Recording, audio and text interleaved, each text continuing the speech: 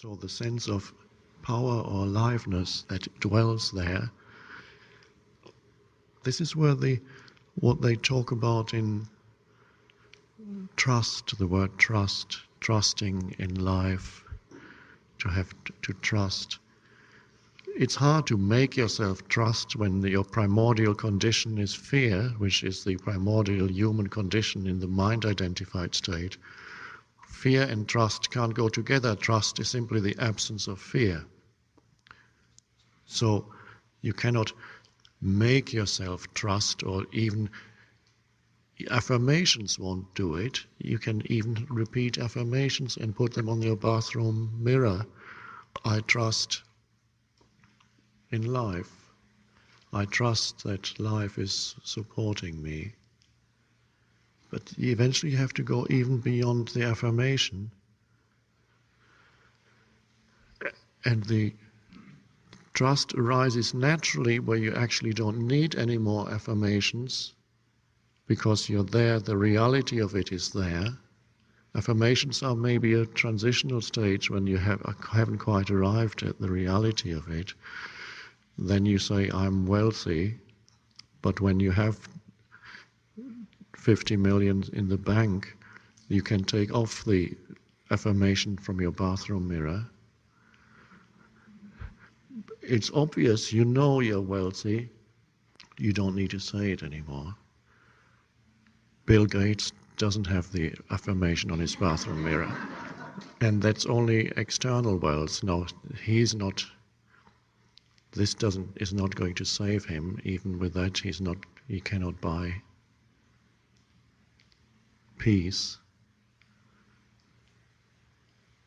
But just giving that example to see when the reality is obvious and it's there, then you don't need the signpost anymore, because every affirmation is a kind of signpost that points you in the right direction. But there comes a point when the signpost isn't needed anymore because you have arrived.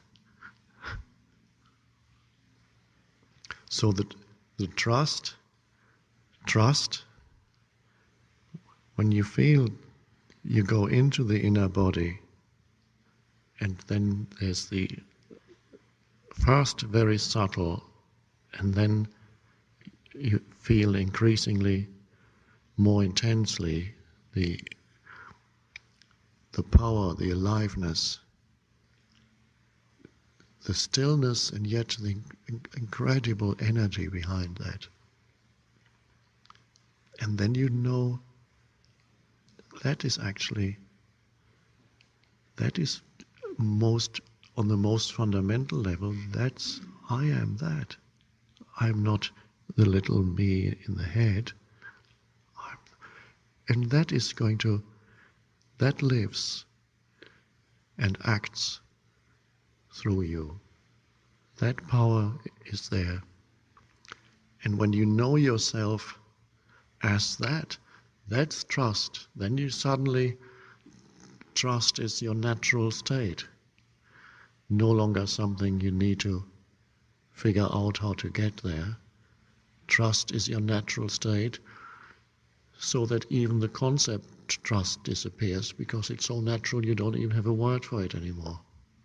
Many concepts disappear when the reality to which the concept points arrives. The very mental concept of it is not really necessary anymore. I rarely talk about love, although I did this morning, but I don't talk about it too often. It arises naturally out of the state of presence. And you don't need to keep the concept in your head and tell yourself that I'm loving, a loving being. It's not needed anymore. I'm sometimes surprised when people tell me things and that, people sometimes, because I'm kind of present, and people say, you're so patient. I thought patient? I didn't know I'm patient. I hadn't thought about it as patient. It never occurred to me that I'm patient. I didn't have this concept at all, because patient still means that you're trying hard to be here. There's some kind of effort involved in being patient. But when true patience is there, you don't even know you're patient, you're just present. Patience still means you're halfway, you're half there and half not there. You're practicing to be patient. Okay, I'll be patient for another half hour, but then I've had enough. That's practice. So it's wonderful when the world of all these concepts are not really needed anymore. But there is a stage when they may be helpful. There is a stage when the affirmation on the bathroom mirror is okay. But there also comes a time when you go beyond that. You wouldn't want to be staring at a signpost. If you want to get to Rome, you wouldn't be staring at a signpost for years that says Rome that way. And then there are the collectors of signposts. They have a whole bunch stored up and then compare them. How this compares to that one, and this tradition, and he said that, and he said that, and this.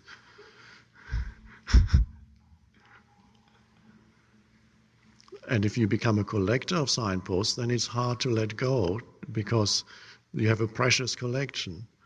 In a way, all teachings are signposts. And you don't need to even identify with any particular form of teaching. There can be certain traps on the spiritual path to identify with one particular form in which a teaching comes. And then it's, okay, I'm a Buddhist. And the other says, well, I'm a Sufi. And the other says, well, I'm a Zen Buddhist and you are Theravada. Zen is actually superior. And also, again,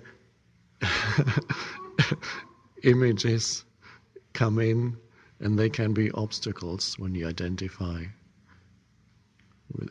Ego on the spiritual path can creep in at any stage. So to look out, now ego means an image, a new image has formed again in your mind of who you are. Ego, is a very subtle thing you can observe in yourself, comparison. Ego likes to compare itself. Comparison is an ego device. So ego compares itself to others in a subtle way. And whenever ego is, a feeling of inferiority or superiority arises as against others.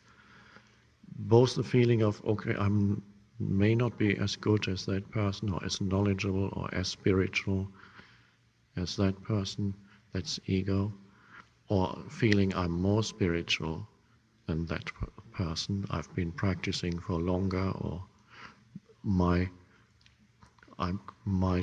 tradition is better than that person's, then that's the superior ego coming in. Even to have an image of yourself as spiritual, that the ego goes into that.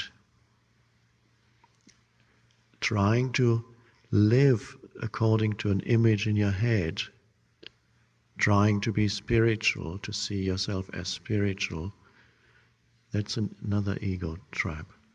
And then you become more unconscious in a way. Ego means unconsciousness has returned, and despite your meditation practice, then you find there are lots of things that, if you have an image of yourself as spiritual, then there are lots of things you have to deny that arise inside you, and that would be, if you looked at them openly, they would be telling you, oh no, you're not that spiritual. You have to push them aside. Anger, whatever comes up, if it no longer fits your self-image, you push it aside, and then it goes building up momentum like a boiling kettle, a boiling pot. You have put the lid on, and the steam is building up, and then suddenly you get an outburst or a wave of depression.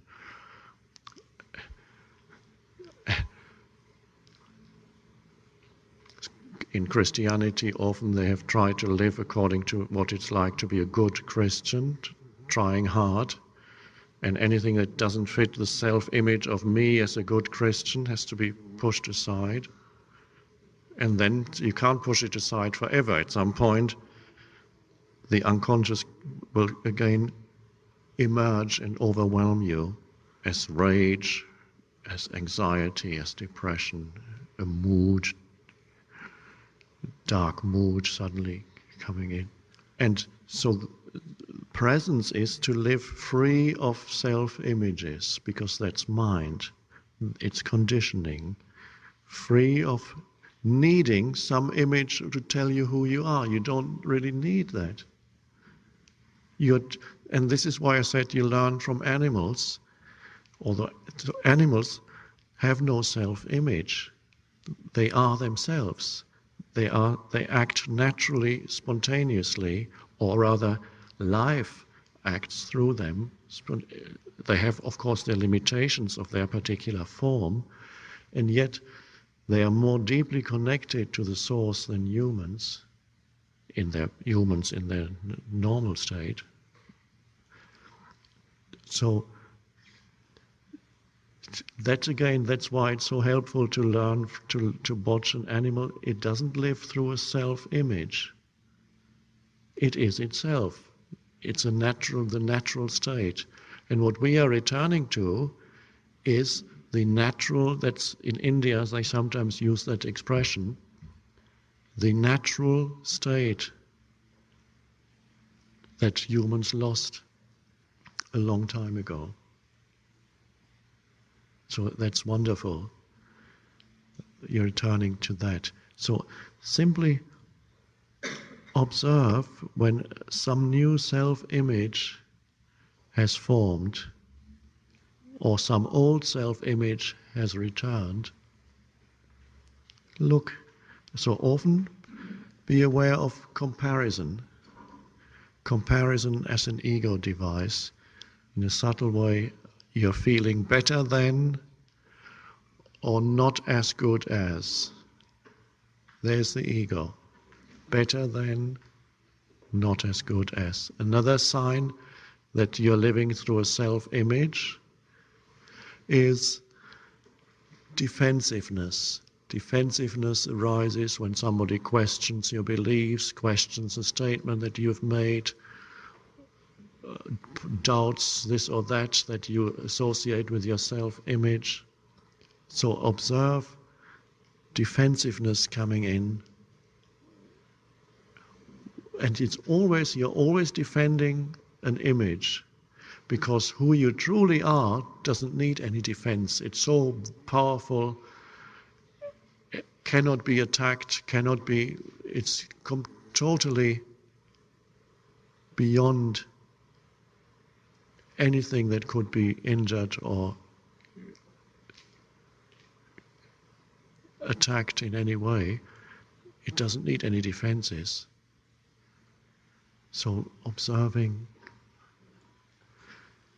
when it happens, when you observe it, you're no longer trapped in that unconscious movement. When you observe that an image has arisen in your mind and you've become identified with that, at that moment, that's the unconditioned has come in. You're suddenly aware of it. When you're observing that you've become defensive about a position you have taken, may even be something spiritual, my mental position, you've identified with a position, which means an image has formed in your mind of me, and that needs to be defended. Therefore, the Course in Miracles says, it has some wonderful statements, whenever you become defensive about anything, know that you have identified yourself with an illusion. Whenever you become defensive about anything, know that you have identified yourself with an illusion. But the knowing is not part of the illusion. That's the beauty of it. The moment you know that you have identified yourself with an illusion, the knowing is not the illusion. You have recognized the illusion, and in that knowing, you are free of the illusion. So the more illusions like that you discover in yourself, the better. Because every time you discover a mind pattern, an old mind pattern acting itself out, a self-image, defensiveness, grasping, clinging. The moment you become aware of patterns, the awareness or the knowing is not part of that. That's why it's so wonderful. The more you discover that's unconscious in you, the better. It doesn't mean that you have failed. Discovering it is, this is how it works. To recognize it. To recognize illusion as illusion is not illusion. You've recognized. The recognition is not part of the conditioned mind. The recognition is the unconditioned. It sees. It just sees there. So this is the wonderful thing that means you can afford the luxury of allowing whatever arises inside you to arise. You don't have to deny anything when we do this work, if you want to call it work. You don't need to deny anything, which you need to if you live through a self-image. Anything that doesn't fit the self-image is denied. But in this work, whatever arises, you allow it. Emotional patterns, mind patterns arise, and there comes the recognition as they arise. When I say allow whatever arises to arise, you might ask, well, doesn't everybody live in that way? No, they don't. The allowing implies that there is an awareness, and the awareness is not part of the conditioned. When I say allow, it implies there is a presence that observes the pattern as it unfolds, either in your head or externally as a behavior pattern when you're talking to someone. So, and just watch. The more you see, the more consciousness grows. The more unconscious patterns you discover in yourself, the more consciousness is growing. So that it doesn't arise anymore to say, oh, I shouldn't be feeling this, I shouldn't have that thought, I shouldn't, this doesn't arise anymore. The allowing of inner states, that's a wonderfully liberating practice. And then you know that there's no inner state that is actually you, no conditioned state is who you really are. That's why you're free to allow them. Otherwise, if anger comes and you identify with it and think, oh, I shouldn't be that, I've been on the spiritual path for so many years and I'm still getting all this anger, I shouldn't, then you want to repress it or deny it or say, no, I'm not angry, I'm just I'm never angry. Don't accuse me of being angry. You are angry. The typical ego interactions. Me unconscious, you are the one who is unconscious. And observe how mechanical defensiveness is. The mechanical nature, the condition, it arises almost like clockwork, almost automatically. Somebody pushes a button and the reaction comes. And when people know you after a while, then if they want a reaction, they just push the button and they come. It's like a robot. A few months ago I was walking in Stanley Park in Vancouver and by the pond. Just an example of, I'm always watching around me because one can learn so much by simply watching people. No, I don't mean, animals of course are deeper learning, but you can learn about dysfunction by watching people. There was a man, an old elderly man, feeding the ducks with breadcrumbs, and then two youngsters, teenagers on bicycles, 16-year-old, came up and they were wearing a badge, some voluntary workers, ecological voluntary working brigade or something like that. And they talked to the man who was feeding the ducks and said, do you know that feeding the ducks is actually bad for them? Feeding them breadcrumbs, because it fills up their stomach and doesn't give them enough nourishment. And he was feeding duck. And then he said, yeah, I know. And he continued to feed the ducks. And then they said a bit more, and then the defensiveness came up. He actually admitted that he knew it was bad for them, but somehow perhaps it gave him pleasure. Maybe it's the only interaction he has in life, to feed the ducks. So the pleasure he derives from feeding the ducks was greater than knowing that it's actually harmful for them. So, and then he said, okay, well, no, I'm not stupid. Nobody's going to tell me what to do. I'm not stupid. So ego reaction came like clockwork, and he started talking angrily and defending himself. Didn't make much sense, because you can't defend behavior that you've just recognized as wrong. But the ego doesn't care. It was an automatic defense mechanism, and he talked for several minutes, getting more and more angry, defending. Now, what was he defending? A mental position, a mental image, his ego. And finally, the youngsters who were present, seemed quite present, or well trained at least, they said, thank you for listening to us, bye-bye. And then the man walked on, and I walked on, and 50 yards further on I could see him. He was again feeding the ducks. But now let's just see if presence had been there in him at that moment. Let's replay the same scenario. He's feeding the ducks. The youngsters come, say, do you know it's harmful? And perhaps the first statement was actually true. He said, yes, I know. And then he would say, I know you're absolutely right. It just gives me so much pleasure. I can't help it. I just feel that I need to feed the ducks, but you're right. I'll stop now. Or I'll just give them the rest of what I have, but I know you're absolutely right. But it's just that I love the ducks so much, and it gives me so much pleasure to feed them. No, that is his true power would be arising, where the ego would have said, no, you become annihilated, this is weakness, defend yourself.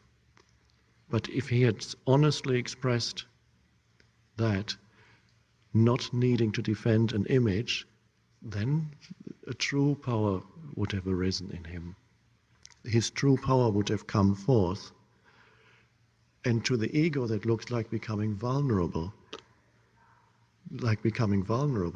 but it's not. It's true strength. And the whole interaction, the quality would have changed with it. There might have been a true communication between two human beings, the youngsters and the old man. There might even have been love. It could have been a wonderful encounter, but the ego didn't allow that. It needed to defend itself.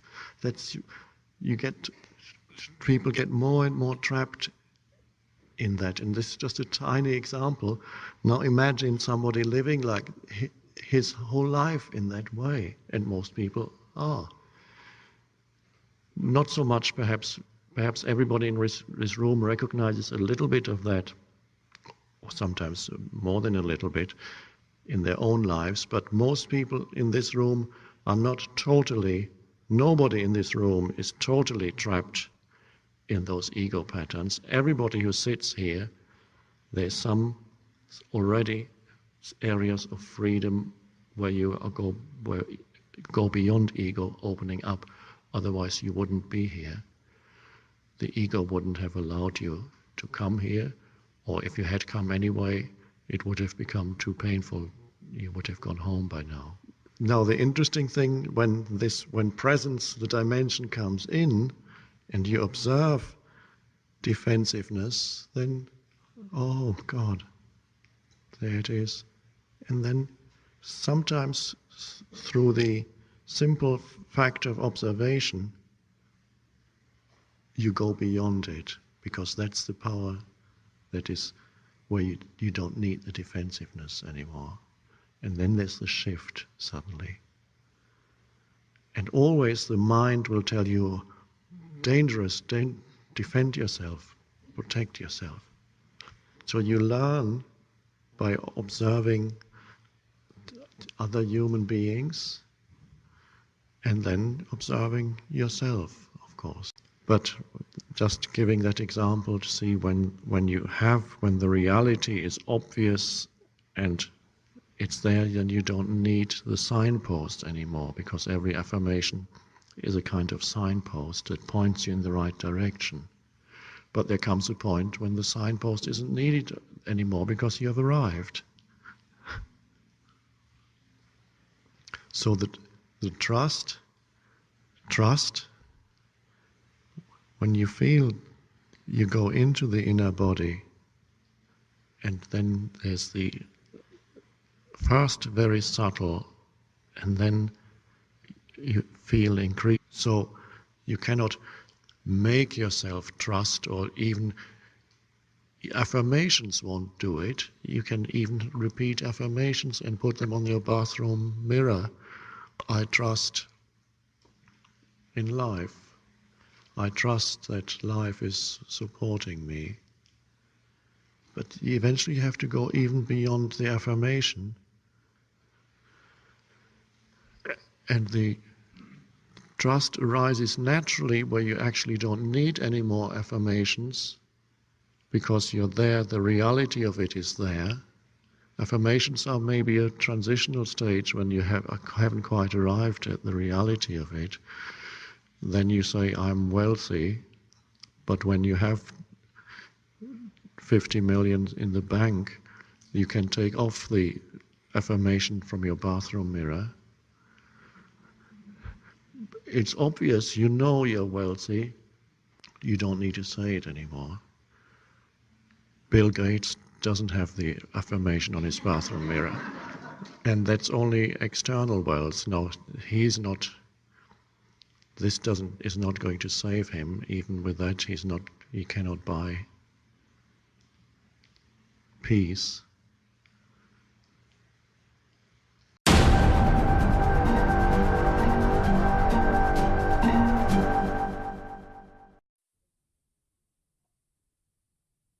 So the sense of power or aliveness that dwells there,